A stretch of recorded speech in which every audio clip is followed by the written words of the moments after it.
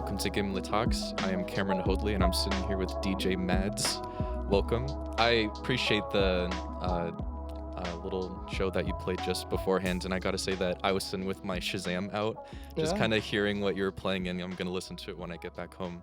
But I was very impressed, man. I gotta say that you have a good music taste. Thank you. Was it some of the tracks that didn't appear on the Shazam? No, so far all of them did show up. Oh, Yeah. they stepped the game up. I know. Shazam. Yeah. I want to start with, because I don't know if you know, it's a thing that I sometimes share, that I used to be a DJ. So it's like one DJ to another. Seeing you do your work is bringing me back home. But when Nostalgic. Yeah, it was very nostalgic to see that, and just to kind of interlay it a little bit and have the fade go in and then open another track. I was impressed, I gotta say. But when did you start doing this? Like, when did you pick up this project? So I've been collecting like vinyl records for I think about 5 or 6 years now, and then I'm heavily into old school hip hop from New York mostly, like Das FX, Wu-Tang Clan, Artifacts, stuff like that. And of course, to be in the hip hop community, you need to either breakdance, scratch, freestyle rap, and I just always thought that scratching and DJing, it was appealing to me. So when I got the chance, I bought a pair of Technics 1210, which is the record players, and a mixer. And I started to scratch, like baby steps. But I love it. It's very meditative also. I agree, man. So when did you make that purchase? Was that also 6 years prior? Or that was when you started collecting vinyls? I actually in the start I borrowed my grandparents' record player. It was Bang & Olufsen. And I would just play a lot of psychedelic rock back then. I was not so much into hip-hop the same way as I am now. But I would just, Pink Floyd, Dark Side of the Moon to test the sound system and the Doors and stuff like that. It was in this, like, the beginning of my gymnasium time. But then I think I bought these maybe 3 years ago. And I love them. Oh, man. They're tanks. Yes. No, if I'm correct, you can do... we'll get into like the music that you were playing, because it's all over the world, and it's impressive. But where you were playing like an instrumental, and then you did like sound over, like one of the singers over it, and then it just kind of clicked very well. Is that kind of what you do? Because I know very little when it comes to like DJing and doing stuff like that. That was the James Brown record and the Das FX. Yeah. So like I also produce hip hop beats on this old school machine called an MPC 2000 XL from 1999, and all my sounds come from like the vinyl records I have. Mm-hmm. So that's also a reason to go out and crate dig and spend money on vinyl, because otherwise I can't sample stuff. But the thing you asked about is like, it's beat matching, I have this one song which Das FX sampled, and it's at the same BPM. So I played like the original sample and then faded it into the hip-hop track, which originates from the James Brown sample. So they go well together. And then with the rapping over. It's a classic. Yeah.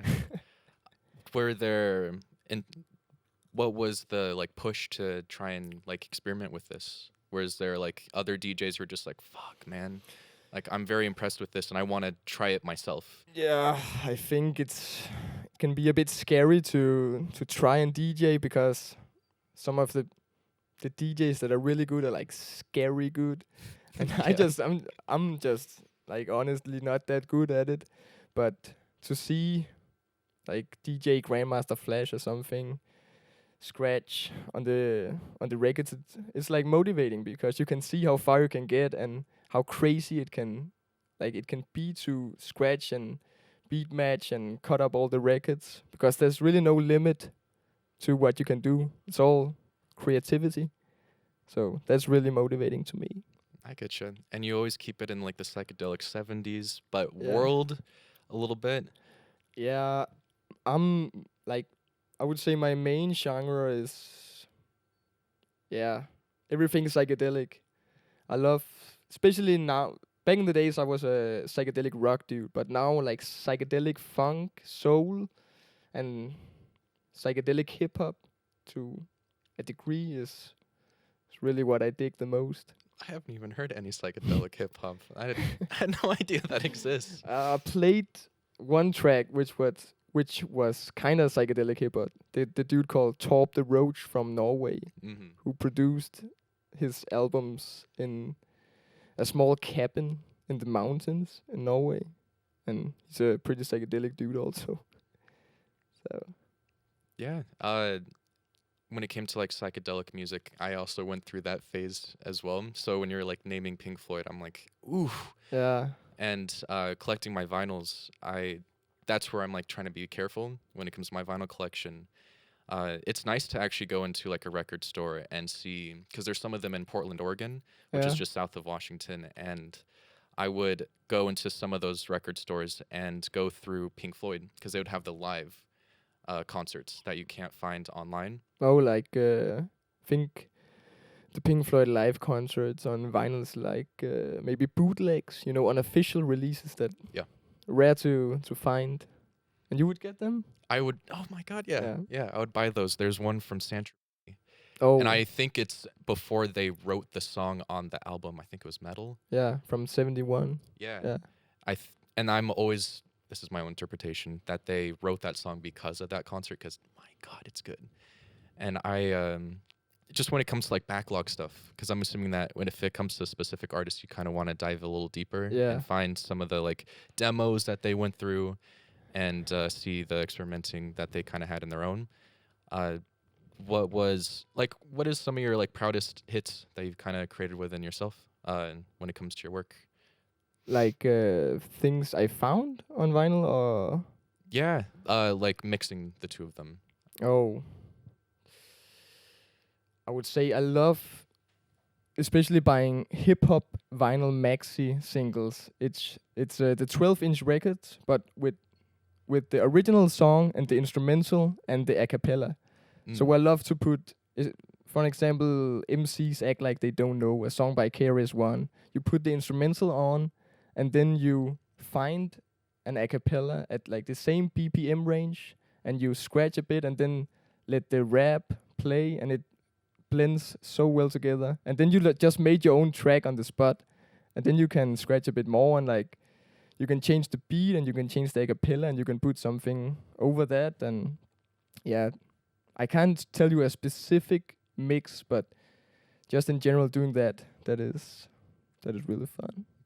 So when did you make the decision of like, I'm doing this like as a personal passion project and then wanting to do in front of like an audience?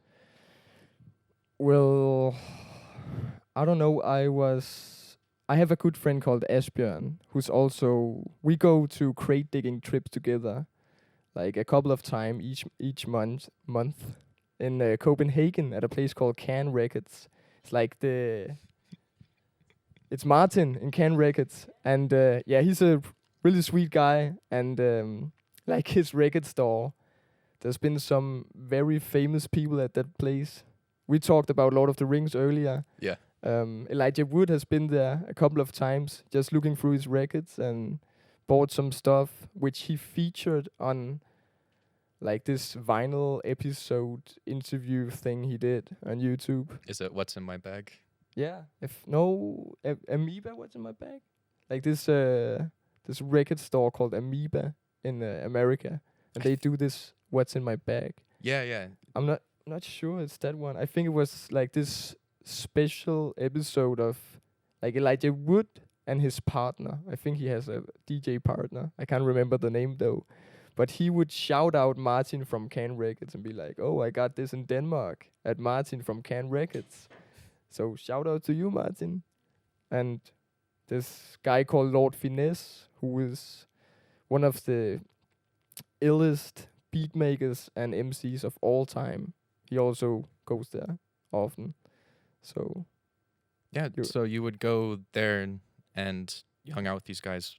What ended up like?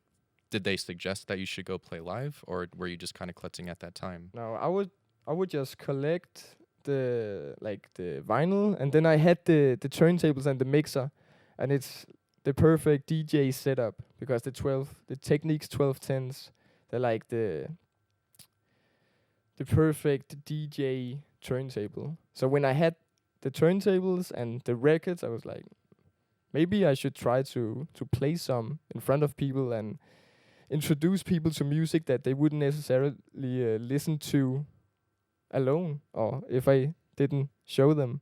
And I would go at my first gig, I think it was at Vinyl Freak, the vinyl shop in Roskilde, where this dude called Dirk, who owns the place, just asked if I want to come with Esbjørn and play some records. And then, yeah, I can't remember what happened next. But I just started DJing in front of people.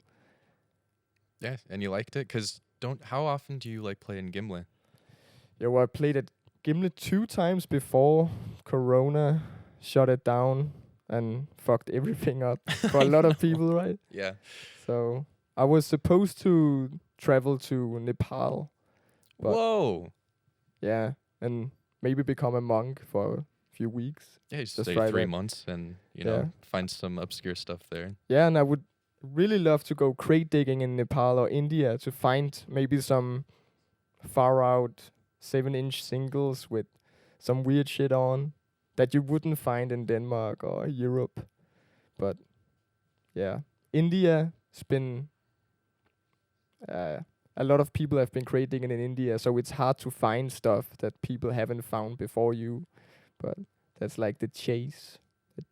It's the hunt for that record that, you know, some people are gonna go crazy when they hear it. That's the thing. I know. I still have like a list of vinyls that I need to find, like some bossa nova stuff, and I feel like I have to go to Brazil to find it. I've like looked online; it's like $500 US, and I'm like, oh gosh, like I'm gonna wish. Expensive. Yes, and it's like I'm not even sure if it's real. Like I'm just gonna get like it's gonna come to me, and it's just like the cover, and it's not, the vinyl's not in there. But that's a great excuse to go to Brazil. Anyways, I agree. I need to find that record. Let's go to Brazil. Oh. I like the way that you think. Yeah. But what was because for myself, I was refraining from actually buying vinyls because I've been a what I would call a fanatic when it comes to music throughout high school. Like me and my friend, we would always listen to something new when we would drive to school. And when my dad bought me my first vinyl record. When was that? This was, I think I was 18 at the time. And I remember when he purchased it, you know, bless his heart, he had the best of intention. I'm just like, I'm going to spend so much money unnecessarily in this, like, passion project. Yeah. Which is why, like, I made the goal of, like, if I come across obscure stuff in record stores, then I'll buy those ones. But what was your first record that you bought? Oh, actually, the first record that I got, it was Grandmaster Flash and the Furious 5. But it was my dad's old record I found on the attic.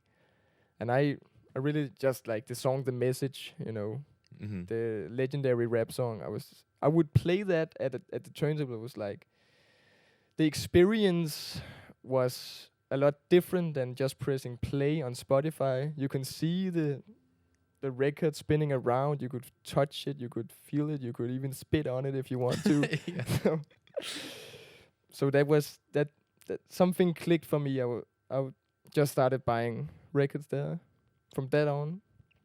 But I think the first one I bought with my own money was Pink Floyd, Wish You Were Here. And it was just for the display at back home because I don't think I had a record player at the time. No, I'm a huge Floyd fan. Yeah. The only one that I own so far is actually Umaguma.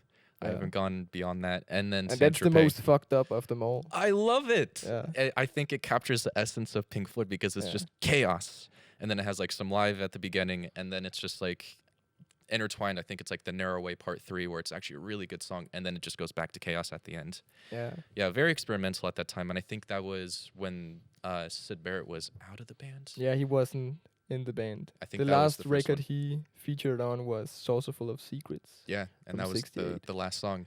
You know your stuff. Yeah. There's actually a collector's thing when it comes to Pink Floyd. There's like this box set they released, I think it was 4 years ago. Yeah. And it was $500. And one of the coolest things that I saw is that they were recording them and the shows that they did. And I found it so interesting when it came to like progressive and like space rock in that time, that there was like a ballet recital composer guy, and he's just like, I want to do echoes and make a ballet out of it. Really? Yeah, Oh yeah. shit. I hope you find it sometime because it's cringy to watch, where you see them like up on this stage, like they're just on this pedestal, and then you just see these like ballerinas and like dudes that are shirtless just like dancing around to echoes. Yeah. I want to watch that right now. Yeah, if I can find it. I love echoes. No, I do as well. And there's also they've actually released on Spotify. It's called Nothing Part 14. It's the first like jam they did that then became Echoes. And I keep falling back onto that one. But I haven't heard that either. Would recommend. I would. You will just appreciate just to kind of see, because they were so aggressive in the writing, as you know, and they were just constantly like just beating it out when it came to trying to release albums. And to think that there's like other 13 parts that you just can't hear, they just happen to release this one in particular. It just gets you curious on like what the other ones are. Yeah, but that box set you mentioned, was it the early years one? Yeah. With the three stripes on, or was it? It was like a black box set with three stripes, like the first band van they had. It was a black van with three stripes, and that's why the box set was black with three stripes. I had no idea. That's actually a cool fact.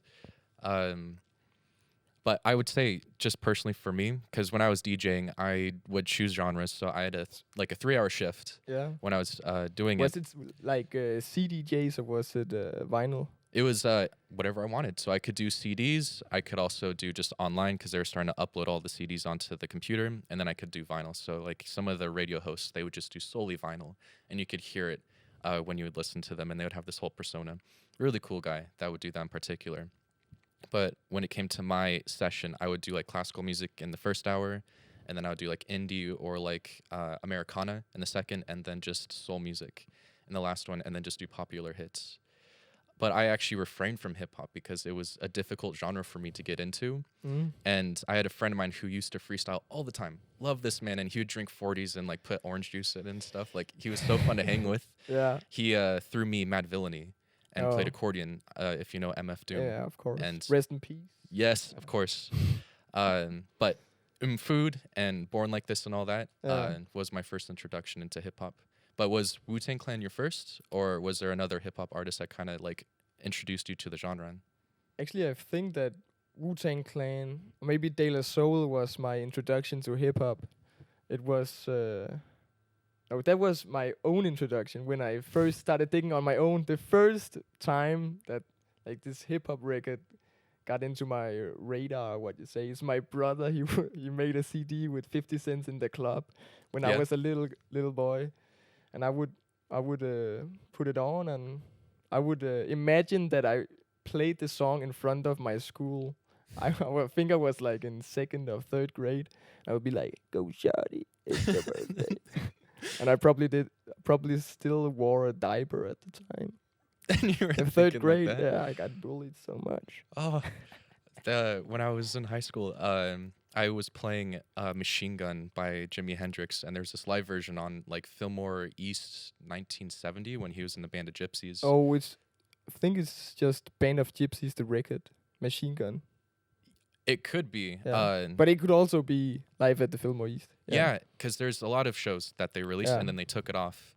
But I remember playing it because they would give me the mic, and then it would play throughout the entire school. It was a small, like 135 kids, like entrepreneurial school that I went to. Yeah. And the teacher came to me, he's like, I can't have you play this, because when I'm hearing like him like jamming like loudly as possible on his guitar, like I'm like jamming my keyboard when it's doing it, so you have to like be more careful. I'm like, damn it. Damn. That sounds dope though. Oh, it was nice. That song is crazy. It's the one that I'll always introduce people to, like when it comes to Hendrix. Yeah. But no, I appreciate when it comes to like your world music dive, because I'm from the States and I'll always come to like English artists. But it was when I started to broaden my horizons by hearing a lot of different like radio hosts where I was volunteering, and I tried to like boost a little bit into like the world music, because that's a genre in some of the record stores in the United States where they just have this small section of like other artists that are not from the States. Yeah. But what was it for you when you came to wanting to like get like the French version of like David Bowie or like the German versions of like the Beatles? I think that when I first started collecting vinyl and crate digging, I just, assumed that all good soul and funk music was from the States because that's all the famous stuff. Then I started digging a bit deeper, and like French soul funk from the 70s is just as good, if not better, some of it. And I didn't realize that that was a thing until I started collecting vinyl records, because there's a lot of stuff that isn't on Spotify and isn't on YouTube that you can find on vinyl records. And I just think that blew my mind. I was like, if Italy has this soul funk scene that is so good, then what about Germany? What about France? What about Spain? What about India and Thailand? Pretty much every country has something obscure, crazy shit that you can find on vinyl. I just haven't found some of it yet. And that's where it's like, I don't know where to begin, because if it's like a genre, because even there's like psychedelic Zambia, like this African country, and it only lasted like 10 years. Sam Rock. Yeah.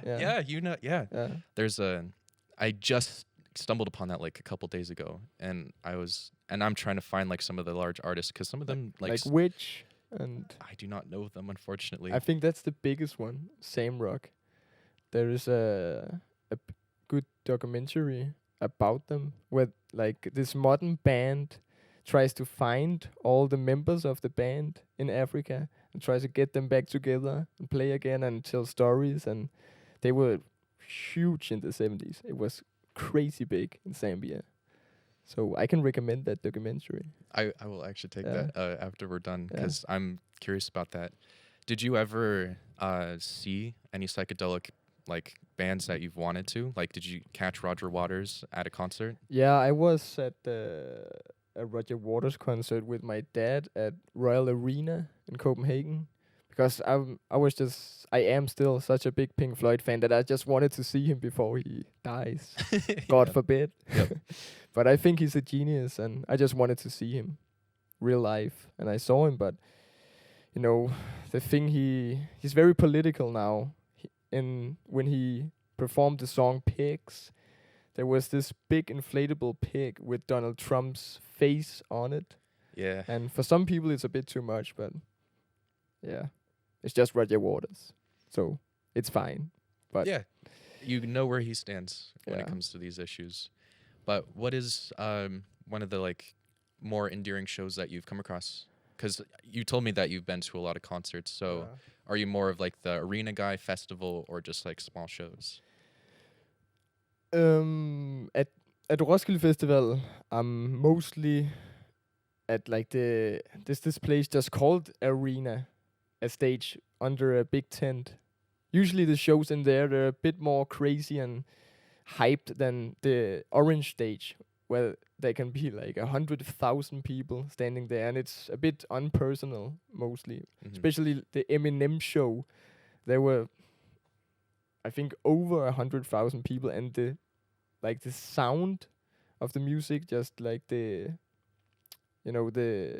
equipment they used, it wasn't really that good, so the sound was a bit flat and it didn't really sound that good, and I was just like, what the fuck? This is Eminem, and he played all his new shit, which I don't really like, and it was cool to see him, but it was a bit disappointing. And then, on the other hand, at the small stages, you usually don't know what to expect, and that's where it gets fun, because you can only be surprised. I was telling you about this band from Iceland wearing orc masks and playing like heavy doom metal, and I was just like, I didn't expect this. I think I was going to the Cure concert or something at Orange Stage, and I just went to that other concert instead because it was so fun. No, I dig that. I always have a difficult time because it's like I've caught like King Crimson and like Fleetwood Mac, but I'm like, have you seen King Crimson? I did. Shit. Yeah, and that was like full circle for me because King Crimson's my favorite band, and that was the one I listened to in high school the most. But then went to, do you know Daughters by any chance? No, I don't know that. Oh, that's fine. They're very intense. Like my friend describes them as drunk Elvis, but it's like noise. Yeah. And I go to those shows for the purpose of like doing a mosh pit and like just joining in. And that dude, I remember him coming out. I don't know his name, God forbid, but he had this like red mark on his forehead, like just this giant zit. And I'm just like, okay, man, like, are you okay? And what I learned is it's not a giant zit, it's like a mark, like a scar, because when he's on stage, he just smashes the microphone into his forehead. And he'll like strip in front of people, and it's one of the gnarliest things to like be a part of. And that's where I'm more interested in those shows more and more. Yeah. Is like the up and coming artists, because now they're like relatively popular. They released a really good track album actually, but those are the shows that I'm most addicted to now. Yeah, I agree. But yeah, go ahead. It's like if you are going to see a popular act, let's say like Billie Eilish or something. Yeah. She's not allowed to do all that crazy stuff because people film her and it will be the front page, and her managers are like, "Oh, you can't do that." But if you go and see this underground stoner rock band, they can just like, they're allowed to do anything really until they're kicked out. Yeah. That's where it's really fun, I think. Nah, I agree with that. And that's where I find it so interesting, because I actually caught Mac DeMarco, if you're familiar with him. Yeah.